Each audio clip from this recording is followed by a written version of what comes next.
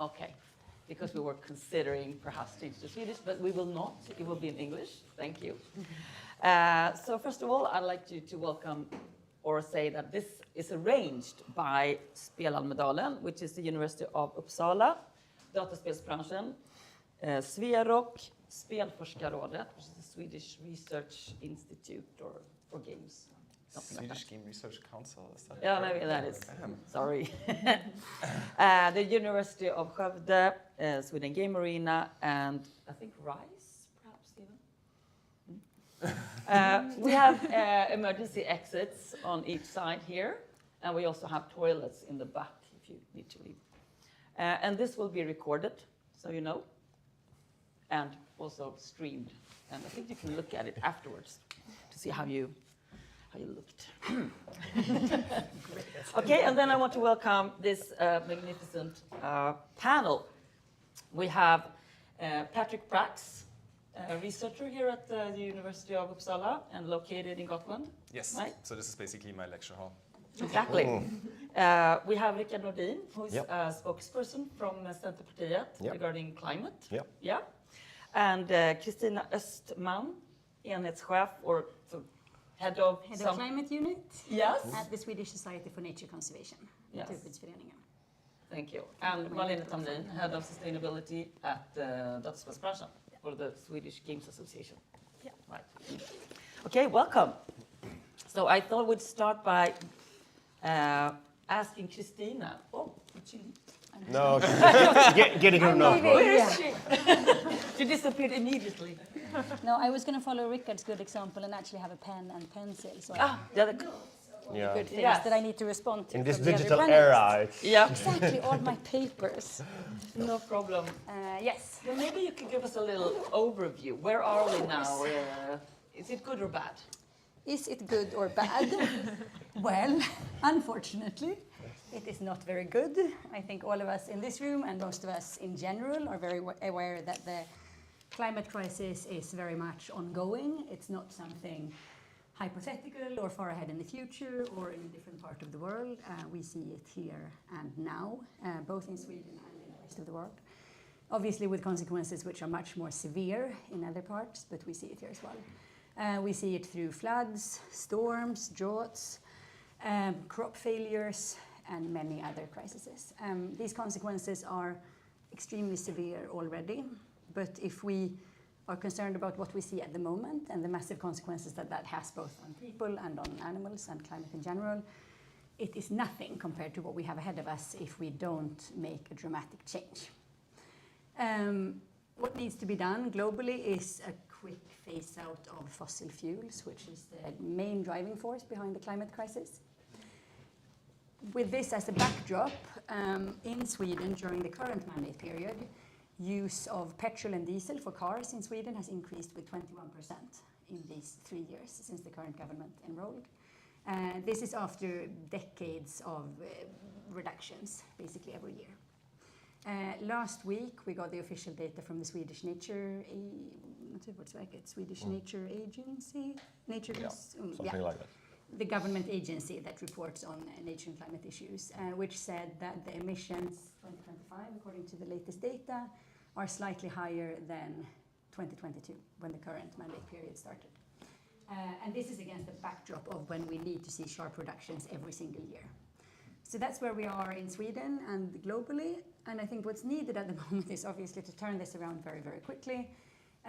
One way to do that is to really sort of join up all of us together, both those of us in civil society who work with these issues all the time, politics, obviously, which are crucial to make this change actually happen, but also industry and research. And I think that's why this panel is such a good example of how we can at least start discussing these issues and think about what we can do together and how we can drive this very necessary change. Thank you. Patrick, you're the editor of a book. Yes, Tell thank us you. about it. Exactly. So yeah, my name is Patrick Prax. I'm associate professor of the game design department here.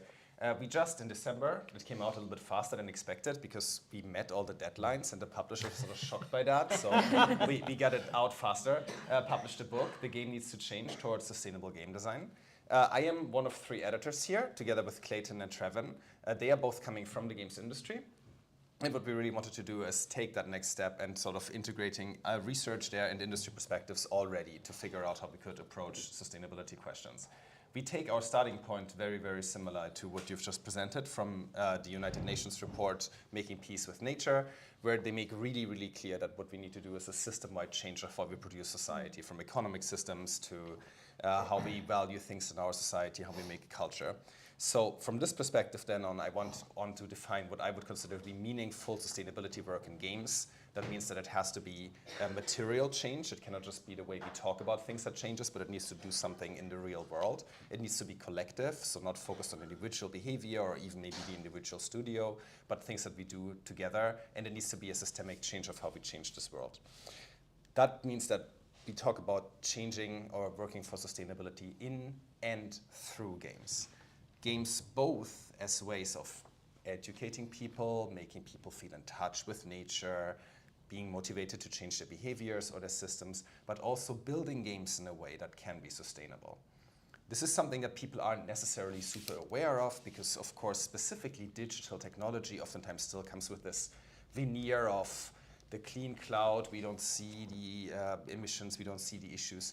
But of course, digital technology comes with all the issues of where do we get the rare materials from, right? It has to do with, at some point, forced extraction of valuable resources in Congo and other areas, Ukraine, right? Which is a reason for war, which is a reason for undemocratic regimes and maintains them. That need to be harvested to even build the devices that we can make or play games on. It has also to do with burnout of people working in the games industry, with the living conditions of the people assembling the devices, right? We all know about the factories in China that make Apple products and install suicide nets in their factories because the living conditions are so horrible, and that's their way of dealing with that. And then games sit in this beautiful sort of middle spot in the really center of the web, where they are both materially dependent on these horrible exploitative and colonial practices, but also justify them. They are producing culture that normalizes colonial exploitation, that normalizes military solving of conflicts, right? We have one after the other Call of Duty coming out again and again, sort of normalizing these geopolitical situations. That means that we in the games industry, making games, have a lot of responsibility for addressing all of these issues, but maybe on the flip side, also a way of really starting to tip some dominoes here and impacting and creating some change in this area. We wanted to start with industry practitioners. So Trevin and Clayton are the first editors of something that's called the Environmental Game Design Playbook. That is where game developers came together during the Corona crisis to write from their perspective, and just started from industry perspectives, a first best practices collection for how to make games more sustainably and sustainable.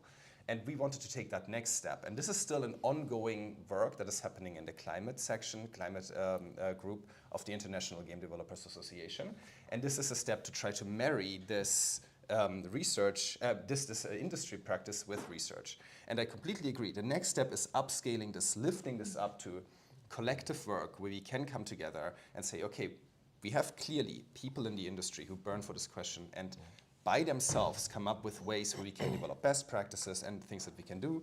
We have people in academia. Now we need support to also reach these efforts that come bottom up from top down. We need functioning policies, we need infrastructure in Sweden, in the EU, in the branch organizations that lend support to this and can direct this so that we can get this change to really have a chance to meet this transition that you've been pointing out. And I think this is where I want to give further to the next speakers here, because this is a really interesting panel, and I think this is the challenges that we are pointing out, and I'm super interested to hear what you have to say. Thank you. So we'll hand over to Marlene, who represents the industry. So please tell us, what are we doing in the industry? Yes, so the Swedish Games Industry is an association where different companies making games or educating game makers, and so are members.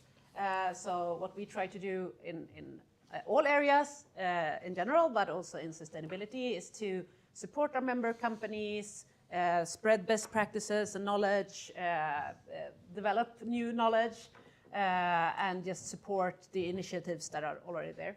Our sustainability work is spanning over all the global goals. I just put a few of them here. All of these are like active partnerships that we have right now with different NGOs and UN and so.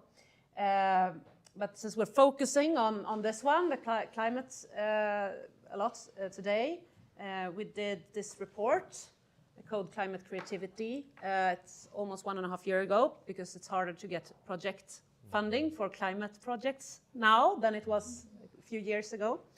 But we tried to compile the different ways to help the green transition from a game industry perspective. And what we did in this report is to talk about the footprint, the handprint, and the voice. So the footprint, that's what we have been talking about the footprint for decades within environmental issues, like making your footprint smaller, your impact, your impact on the world that you don't want to have. But what I really wanted to bring into this report is that, when you look at climate, the footprint of game development, which is us, is quite small. Of course, as Patrick says, we have the consoles, and so that's a bit of a different area. We looked into the development part, but the footprint is quite small. Every footprint needs to go down to zero when it comes to climate, so work to do. But the real potential is also in the handprint. That's the positive impact that games can make in the world. When it comes to climate, that can be innovation.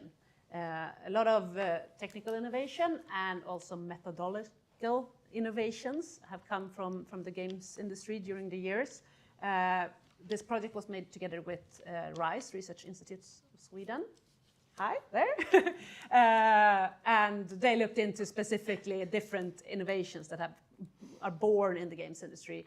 A very typical example is using game engines to make digital twins in the mining industry to accelerate the electrification. So if we can quicken the electrification of mines in Sweden, that's more emissions saved than the whole footprint of the industry in Sweden. So to look more at what we can do to spread the handprint as well. The handprint can also be that people make connections and are happy, and that's also an important part of building a sustainable world, right? And then I added, because these two are known concepts within sustainability, but since games it's a media, and Swedish, the 9,000 people making games in Sweden, they actually reach 1/4 of the world's population. So that's a very powerful voice. So I wanted to add that how can we use this voice? And it's not only by gamification or putting information in games and making them more boring and people won't play them anymore. It can be, there are a lot of great games out there inspired by climate. There are these, when you talk about action and war games, we have war games that with the backdrop of climate collapse. And that it's still like the fun shooting game that these people are used to, but it's with the backdrop that this is where the world could get to if we don't act. So, and also a lot of games have used their voice, like their reach. So they don't do anything with the content of the game, but maybe the UN did a thing with asking millions of people what they wanted in climate policy. And they got millions of answers in just a week by just putting that question in the corner of a game. And you can get a new skin if you answer a few questions from the UN. Yeah, sure. So that kind of reach is also. So I'm trying to always talk about not only the footprint, but also what does games already contribute by the handprint, and how can we use our powerful voice and connect them with the different goals. So that's a bit how we work as an industry association with these questions. Thank you. So, Rickard, what do you say about all this? We have a huge problem, and we have some initiatives, but how can we sort of do this together, and what can the politicians do? Yeah, of course we have a huge problem, but we have a huge possibility as well. First of all, the gaming industry in Sweden is great in so many ways, and I see the potential in different areas. First, of course, the games itself, that you can use games for creative things. Not like we made an app for it and we hope that people will download. But look at municipalities, for example. They've made games where you fight invasive species, lupiner, for example, where you use the games and you earn rewards that you can actually collect in cash, for example. That's a perfect way of using games. Minecraft is used for city development, getting examples and suggestions from the public. And those kind of things is extremely important. I think the gaming engines, as you said, with digital twins, but also with simulating traffic, learning complex societies. I mean, just if you play SimCity, it's quite a lot of things you have to take into consideration. That's a perfect example of how to build a city and helping people learn that this is complex. You have to make, you have different goals that you have to reach all of them, hopefully. So I think here there's interesting collaborations to be done, both that open the eyes of the gaming industry, that the public procurement, upphandling, for example, is a possibility, and the public sector is in need of this. I think that's a message to the gaming industry, and then of course the message to policymakers and to the politicians is that you can take this as an example and help. There's so many things that you can use through the software, but also for the hardware. The Kinect sensors is a great thing that you use in so many different ways. So I think here is some collaboration to be done. And I think also we need to up the funding in research and see how to work this much more together, because the possibility is endless. And I think what I want to say, last of all, I also wrote, you said the inspiration, I call it, in political terms, that's soft power. Yeah. So if Sweden would be the leading country within climate, of course that will trickle down into the games by itself. Because if the games are made in Sweden, it's made of a Swedish context, that's soft power. The same as the US has been using for decades. Mm-hmm. So I think here we have a huge possibility in Sweden if we work it correctly. Do any of you see any regulations or hindrance or anything like obstacles right now that needs to be removed in order for this to happen, this collaboration? What do you, Patrick, in terms of research, for instance? I mean, yeah, sure, research funding is nice, but I'm not even sure if that's necessarily the thing that needs to happen, because I think there's many things that we already know and have ideas for what we could pragmatically do that could be implemented right now, and where limitations are either worries in the games industry, by studios, that this might push away players, or limitations of this would set us back because it wouldn't be as economically viable, right?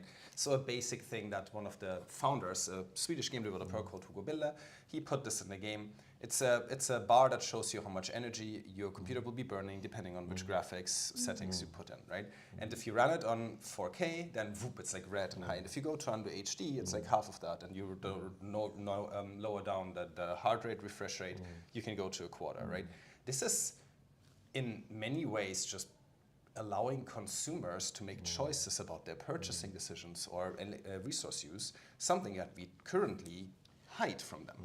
Right? So even that would be useful. Specifically, we could add that to that education around, okay, so running this game, it's normal 300-hour playtime, will run you, depending on where you are, another 400, 500, 600 crowns of electricity bill. And you can reduce that if you do this, right? So there would be elements that are just like, this is already a low-hanging fruit, obvious decision. We should ask that to be implemented basically as a mode of both sustainable policy, having this as potentially something that games in Sweden have that could be part of this sort of branding and consumer protection, right? That could lead to potentially as a next step working towards an eco mode, where most games start with an eco mode already, where you are by default not burning through crazy amounts of resources just to play this game. And if you are this hardcore competitive gamer who needs this split second and fun, sure, you have the technical skills and know-how, put it up then, right? But you take that decision. Right? So these are sort of starting points that we already have. Some of this has been implemented. A Call of Duty game, based on the work that this group has been doing, implemented a system where they reduced the refreshment rate and resolution for the backdrop of menus in a game. So in Call of Duty, you open a menu, pick a new weapon, pause, whatever. The screen went blurred, but it was still rendered at full resolution and full refresh rate. They reduced that, so it burns only a quarter of the resources to create this image all the time, and not a single person so far has noticed. I want to ask Marlene, what do you respond to this? And also, I want to sort of add, we know that Steam, for instance, they have this woke list with games that they consider woke. I'm thinking that means that that kind of sort of features that you're talking about could end up, like that the games end up on the woke list. That is just I'm saying. I don't know if you want to like discuss this or if you had any response, Marlene, to this. Yeah. So what you mentioned, I wanted to talk about the Xbox Sustainability Toolkit.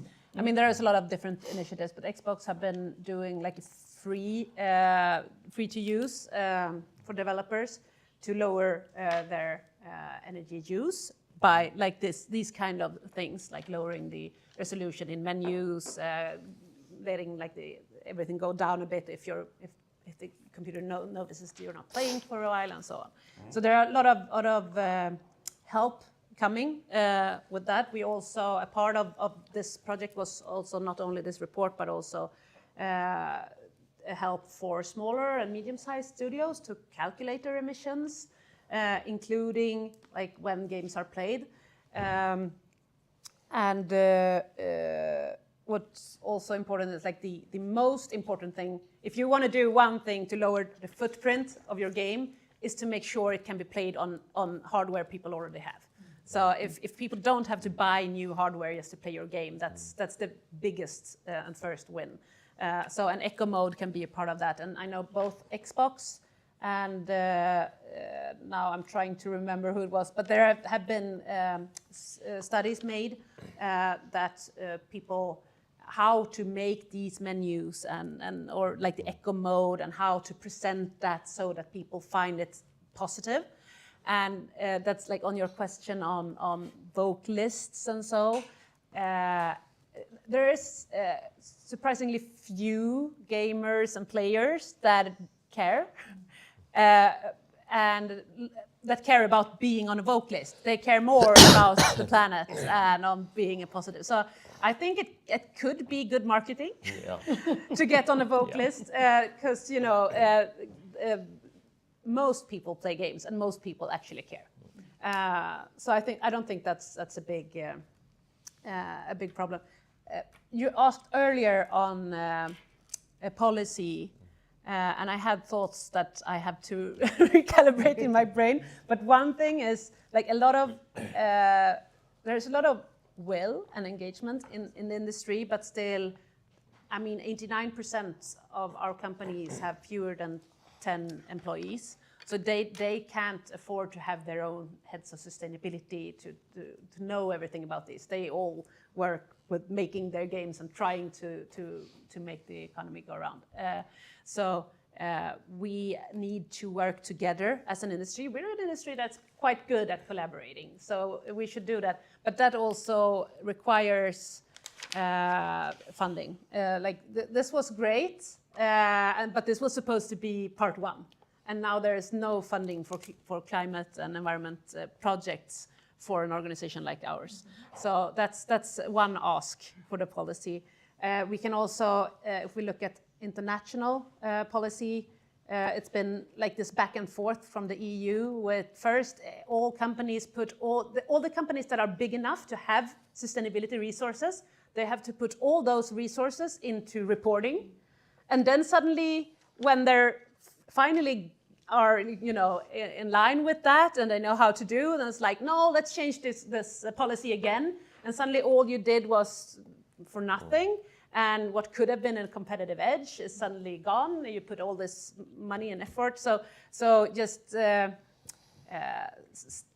more doing and less reporting, but still reporting. And if you start wanting companies to report, just stay at that, I think, not changing the policies all the time. That's two asks. I might have more later. Yeah, later. I think Christina wanted to say something. Please. Yes. First of all, I think this is super interesting. I know a lot about climate and climate policies, but I know very little about games. So I learn a lot just from listening to the rest of the panel here. I think it's really interesting what you said, Patrick, about kind of how you can display energy consumption, for example. And I think, because we know that in a lot of areas, visualization is one useful tool sometimes to kind of drive change, and we've had a lot of discussions over the last years with like smart meters, which say, oh, now you're using a lot of electricity. These ones tend to work very, very well for some people for quite a short while. Because in the beginning you're so excited and you're like, oh, I'm going to try to minimize this. What happens if I lower my temperature? What happens if I do this and this?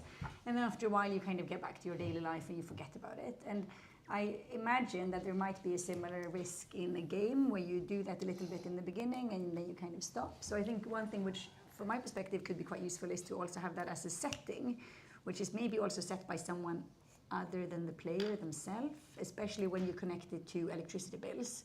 Because I assume that a lot of the players will be young people who don't pay for the electricity where they live because they have parents who might do so. And in that case, if the parent would have the capacity to just say, okay, now we're going to lower this and have it in eco mode, but definitely don't call it eco mode so that anyone sees it. Because then it's going to sound boring and yeah, perhaps. I think also one problem with just the electricity bills specifically is that we have... It was shocking. Yeah. Oh, and I didn't mean to say that it was a bad idea. No, I no, just it's meant fine. that maybe we could I expand don't care it. about the term. Okay, good. But I think also one issue with the electricity bills is that even though we hear in the public debate that electricity is very expensive and so on, actually Swedish electricity is extremely cheap. So I think without knowing how much electricity a game consumes, I wonder if it would have a measurable effect on the bill for that household. It depends. I think it depends how long you play and that's what okay. kind And of I guess industry. there's a big dimension there, but yeah. And then one thing that I wanted to add as well, just with the woke list, which I think was interesting, and Marlene, you already half said it, and I think that no matter what people, because I think in general, like you say, people don't care. You know, they want to play a good game. They want to have, you know, consume things that they appreciate instead of thinking about, oh, is this sort of branded as woke? But I also think that there's a huge responsibility for companies and organizations and everyone just to kind of step above that discussion, because at the moment we're in a current debate climate where as soon as you say woke about something, it's like, oh, I'm not going to listen, this is irrelevant, which is extremely damaging, I think, for the public debate in general. So I think it's quite brave and important for companies to be like, okay, we're on the woke list.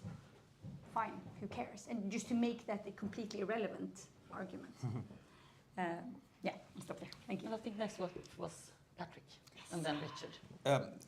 No, absolutely, right. The things that I meant, like, I agree with you basically on all of this. Like, the things that I mentioned were starting points, Yeah, right? great. And I think a lot of this would be about making these sort of concepts more palpable in the mind of players and gamers, so that you aren't worried about. I mean, if you need another term, fuck it, let it be.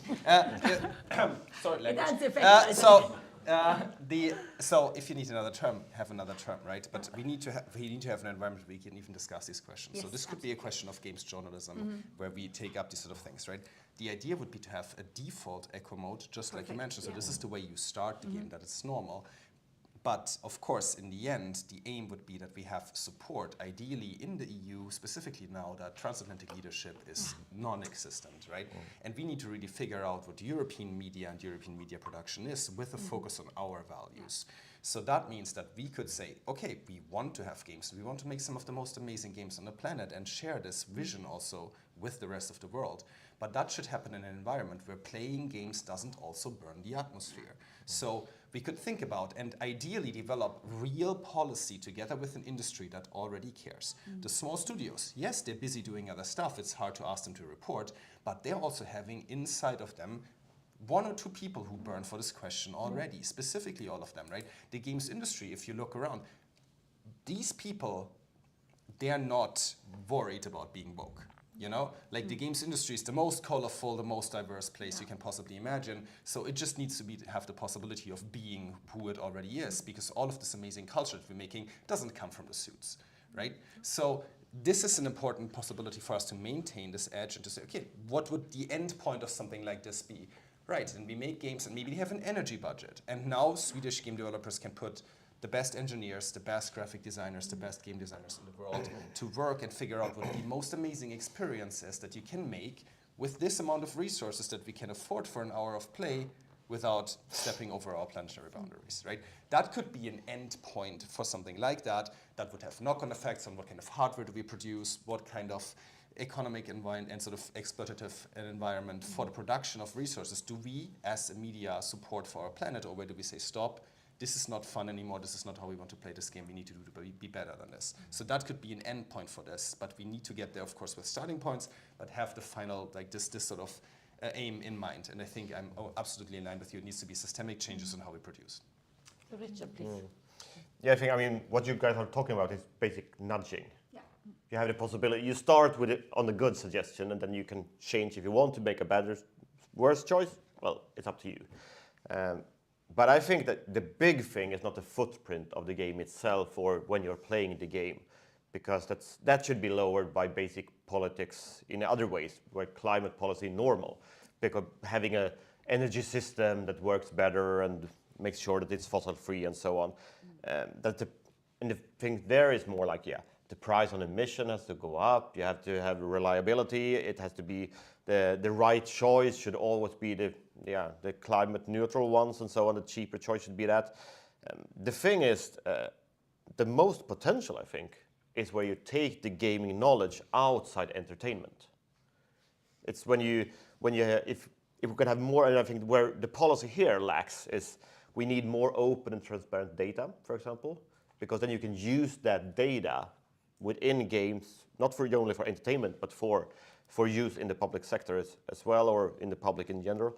I also think that innovation in public procurement, we use very little of that.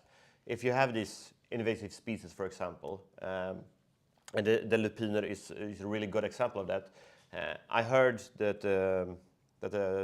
Trafikverket, what is it called? Yeah, the transport agency said that we're not. It's so few weeks that we have to put it down alongside all the roads that we can't afford it. It takes too much money. So why not use innovation?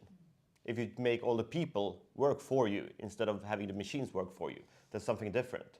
So I think there's so many things that could be done within the gamification system, and that gaming industry could help with if you give them the data and if you give them innovation policies.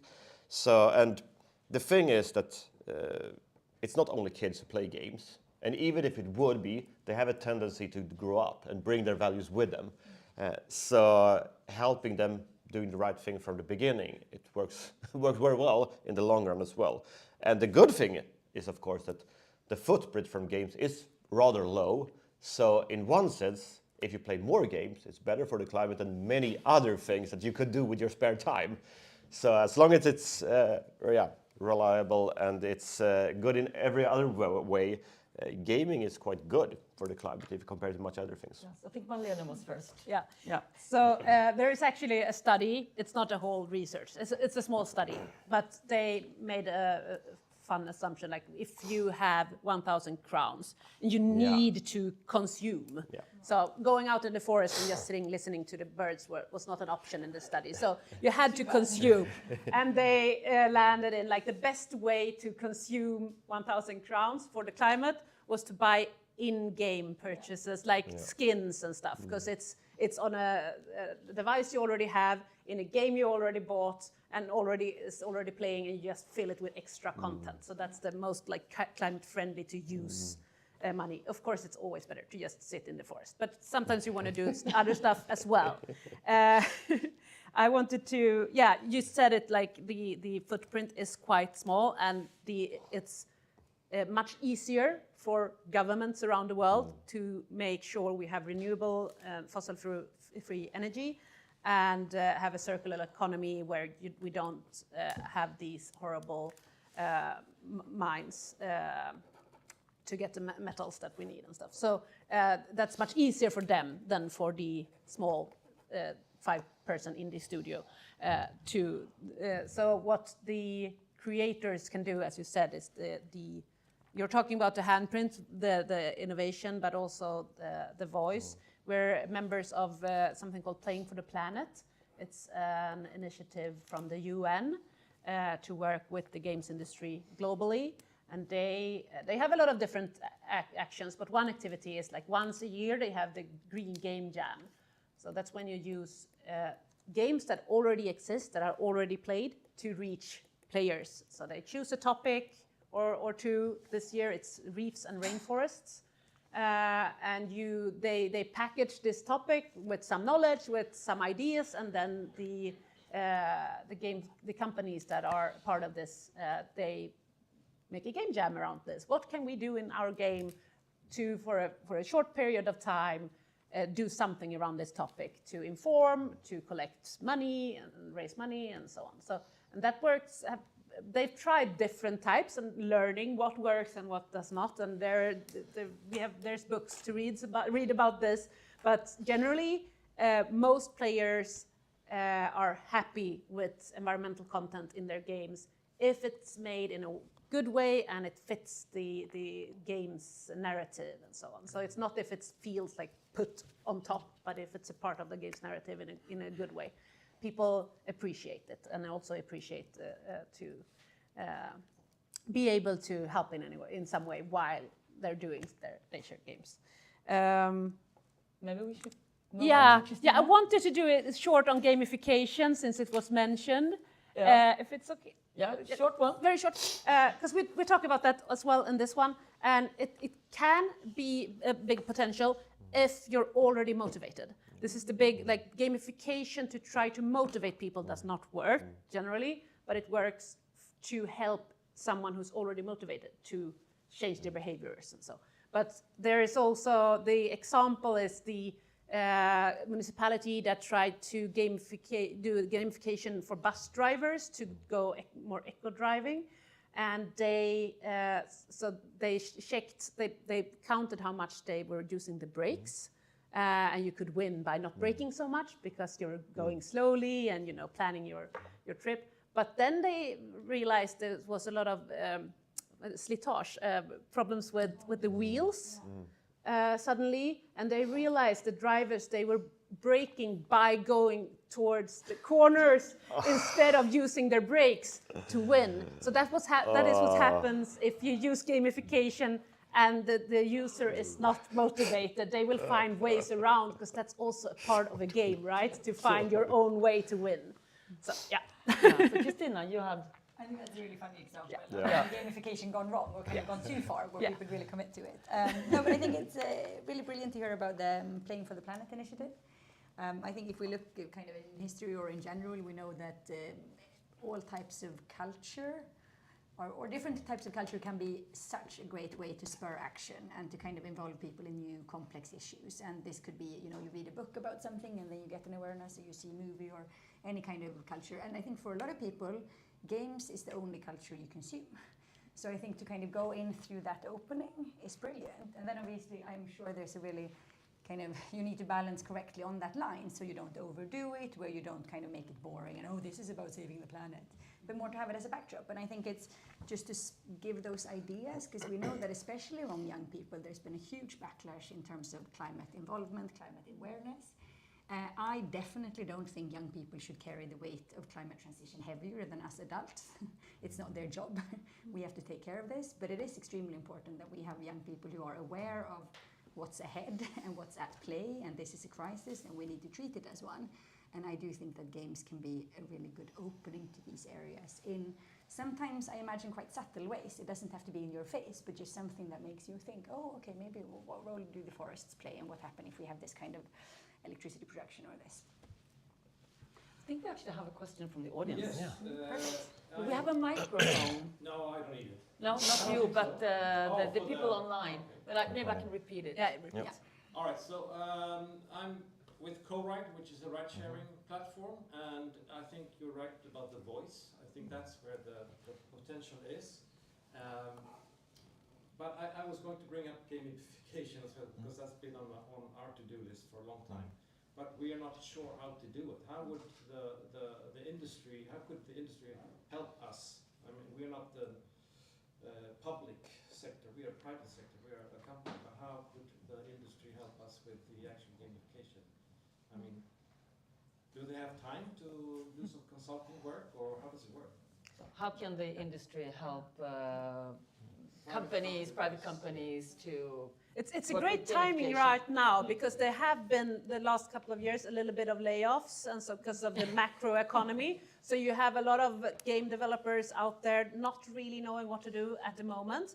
A lot of new games and companies coming as well. So we see a bright future. But right now, you might find game developers that need something to do. So yes, that might be. But yeah, this is a very interesting question, because this is also like with the. We are electrifying minds, we are helping bus drivers, we are doing gamifications. A lot of people want to, have a piece of the games industry, but people in the games industry, they want to, make games and fun games, and their artists, they have a vision. So that is always, this is where it comes back to like project money. We need. It's not like it's always like these starving artists should always want to do something more for free, and but they also have bills to pay. They work for free. Yeah, exactly. So, so it needs to be some kind of money in the system, either like from private firms that actually pay, and like projects, industry-wide projects to do. Like collecting and spreading knowledge and best practices, and I know there was an idea for a conference, for like handprint conference, where people from other industries like make a game jam session with people from the games industry to just spread these ideas and just to know about technologies that actually exist in the games industry that could help others if they just knew about it. Did you have a response to Patrick?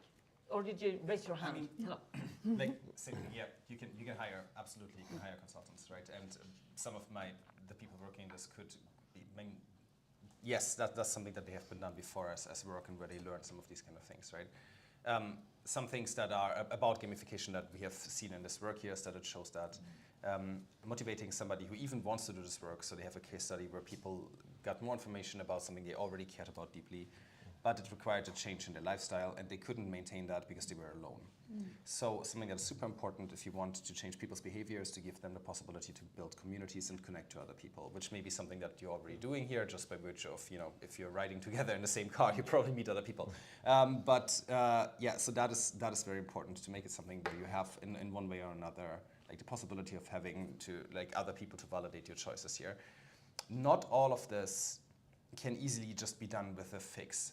We have a chapter from a local game designer here who they worked on a game that was called Among Ripples. It was a game about restoring small water bodies in the environment.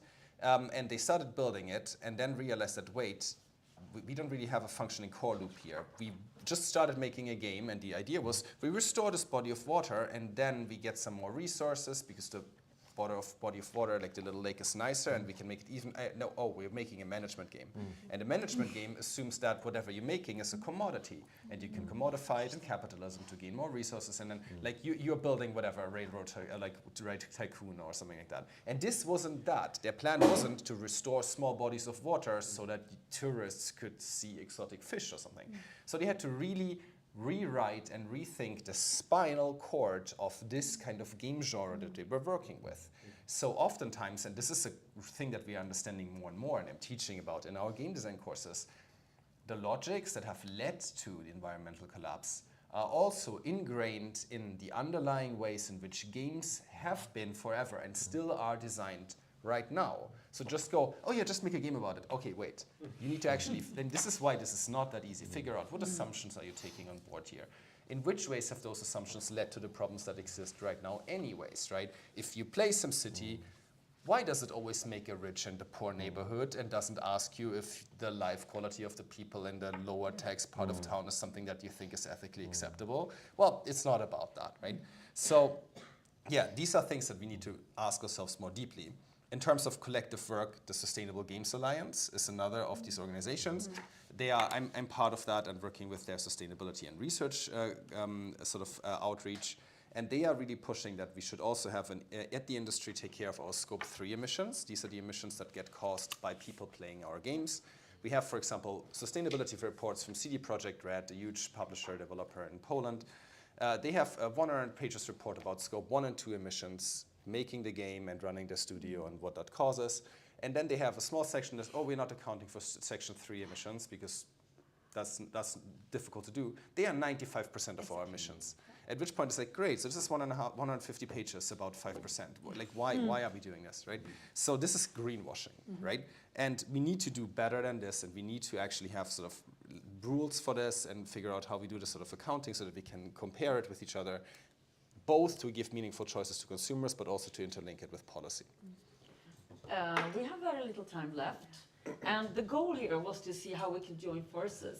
Now we talked a lot about what the sort of the games industry can do and how they can implement these kind of features in the games and affect. But where do you come in, for instance? Like, how can we now join forces, and what can we do together? I don't know if we want to have like each and everyone say something about what's the next step when we go out of this room.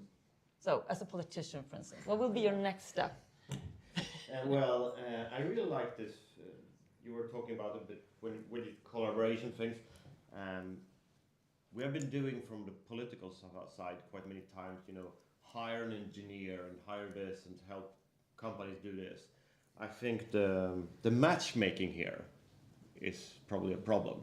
And also getting to understand what gamification and using games as a driving force is. Because as you guys said, just having it as a game doesn't really help.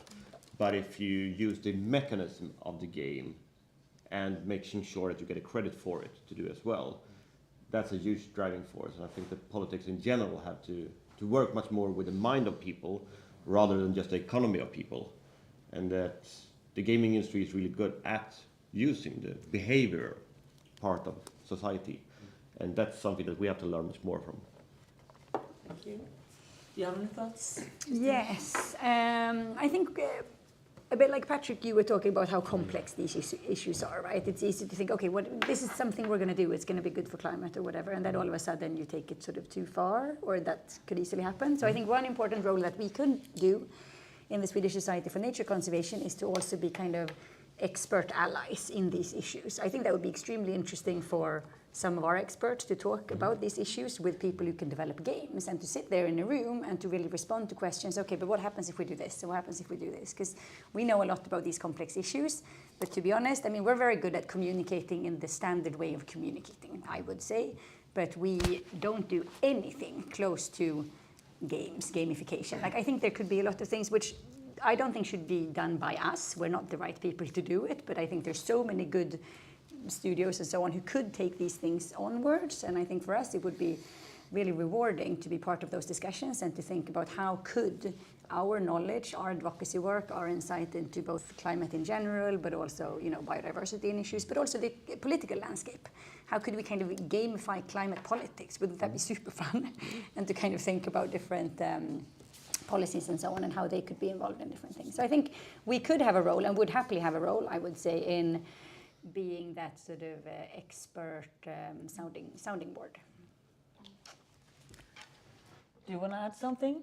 Yeah, I can just, I mean, this report was a start of that, trying to collaborate, and I don't have so many of the actual report, but we have a QR code here, there, so you can read it online. And also we started on what to do next. Last year we for the first time tried sustainability conference for games. We're running out of time. Yeah, so. And so we're going to keep doing that. It was really great, and we're going to invite Naturskyddsföreningen as well. Yes. And a short. Super short. Working with Nature Conversation, fantastic. We already want to make a game with master students on drinking water conservation on Gotland. Working with the experts is super cool. What else to do? I think we should build, based on evidence and the interest in the industry, recommendations for what kind of policy we want to have from the industry together that then also should have an open ear in politics, that we can say, okay, we actually want to make this greener right now. If we just do this by ourselves, we will have competitive disadvantages. So can we build a fair marketplace where we can make games that are sustainable but not have any issues with that? What would policy like that for real look like? And how can we lift that from Sweden with Swedish branding, with the Swedish sort of leadership in this area, and then maybe connect it to Nordic in the European Union to create an environment where we can really say we can make games and we can be proud of our impact, and this is a truly sustainable industry on all of the fronts. Thank you. I think we need to stop here. Thank you so much, and please give a hand to the amazing panel.